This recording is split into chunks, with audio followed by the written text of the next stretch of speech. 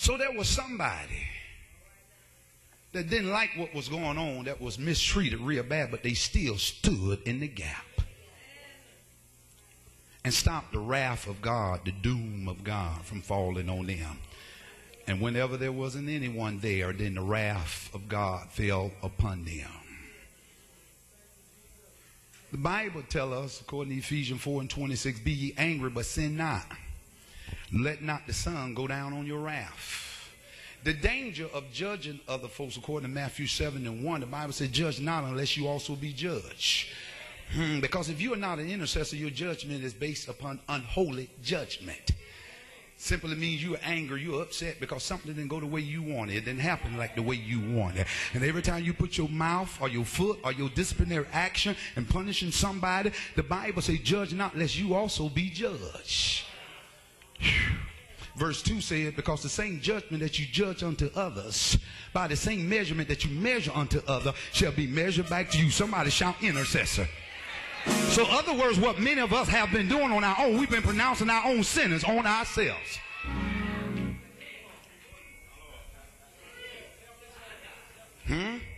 While you changing the locks on other folks, you wonder how come you can't stay in an apartment.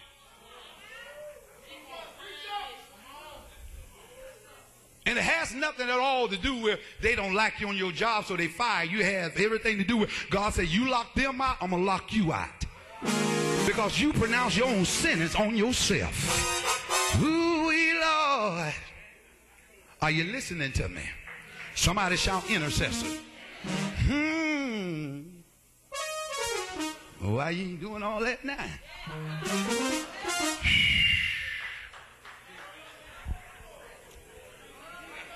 Listen at Psalms 106 and verse 23. It said, therefore, he said that he would destroy them. This is God saying that I'm going to destroy Israel.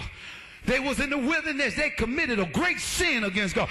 And God said, I'm coming down there because sin has called my name. And when God went down there, he made up in his spiritual heart that I'm going to destroy Israel, and whom he delivered from the hands of the Egyptian. According to Ezekiel 3 and 8, 16, 17, and 18, the Bible declares that if the wicked that hear the word of God turn from his wickedness, then God said, I will no longer remember his wickedness.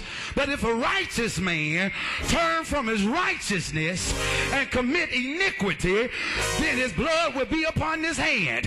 If you see the injustice in the land and fail to open up your mouth or be a part of bringing about correction, and they die in their sin, your blood without require their hand. Somebody shout intercessor. So the word God was saying, look, if a man sin, I'm going to deal with him.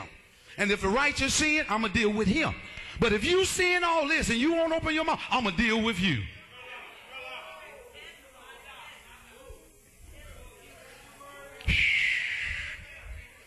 So why are you trying to befriend somebody? Why are you trying to be somebody's bosom buddy? Why are you trying to be body and part of the clique? Your hands are full of blood. Somebody shout intercessor.